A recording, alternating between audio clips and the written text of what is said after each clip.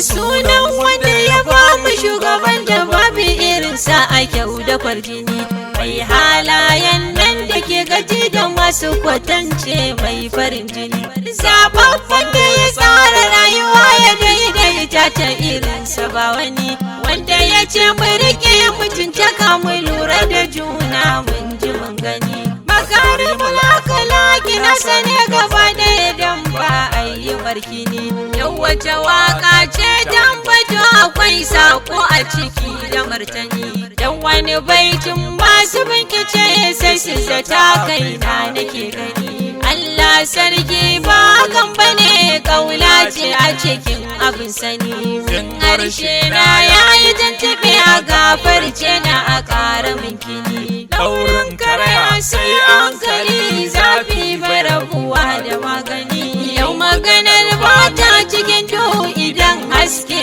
ya fara samuwa. Annabi ne mafita a rayuwa.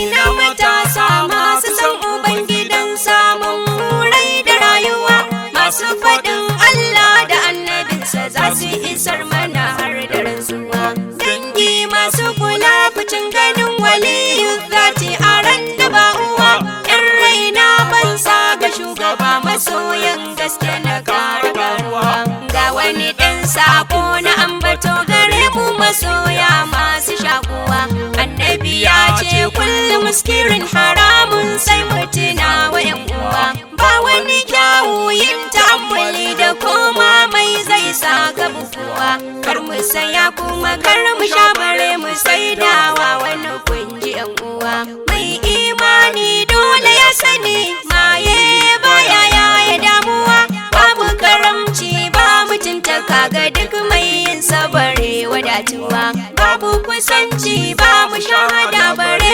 idiraki mai kadaituwa, mai maye baya farin ciki bare ga annabi ba kasantuwa. Wannan ce ta saka ni fargaba na ce muku mai maye yana ruwa. Annabi ne mafita a rayuwa, annabi ne asalin farin cikin halitta mai tafiyar da damuwa, annabi ne sutura da ɗaukaka da gata mai iya saita rayuwa,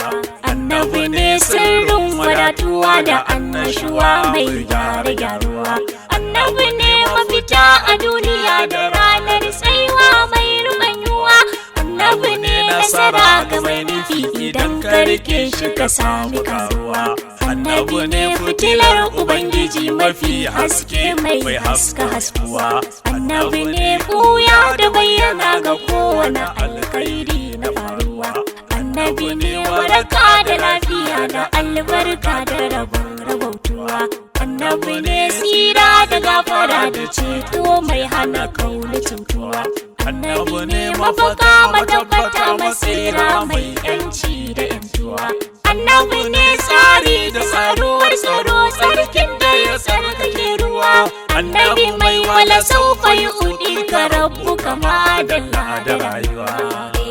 Madalla da rayuwa na ce muku madalla da rayuwa.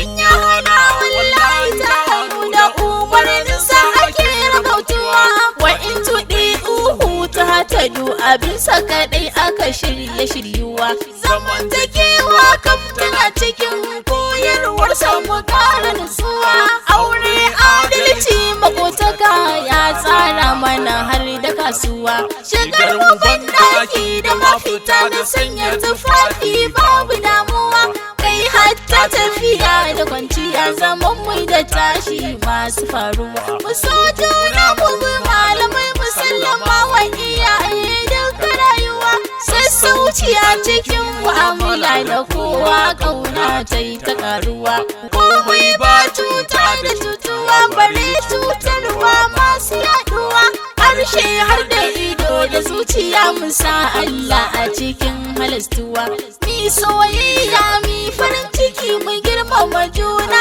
babu kaduwa, duk wannan sai inda hankali suke yiwuwa wallahi yan uwa. Annabi ne mafita a rayuwa.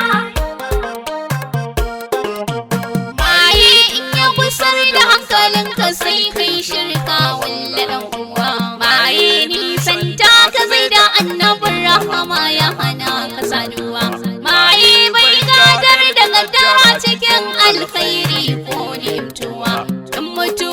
ta zo kana fige akwai matsala wallahi dan uwa mai maye ka bari kawai ka bar shi dan baya daidaita rayuwa maye ne zai sa ka dinga jin mahaifa ba sa son ka dan uwa shi zai sa ka ji ba ka san ganin masoya ko dangi da yan uwa maye zai iya sa ka kai kisa tsiya da nadama sai ta zuwa dukkan wanda ya yarda shugaban halitta ne manufar sayan uwa ba a ganin sa cikin mu'amala ta sha da fatauci masu koyuwa dan kwa biyayya za ta bayyanar da soyayyarsa irin ta gamsuwa sai turbin sa ya ratsa zuciyarsa yayi ta salati ba kidayuwa yayi ta salati ba kidayuwa yayi ta salati ba kidayuwa yayi ta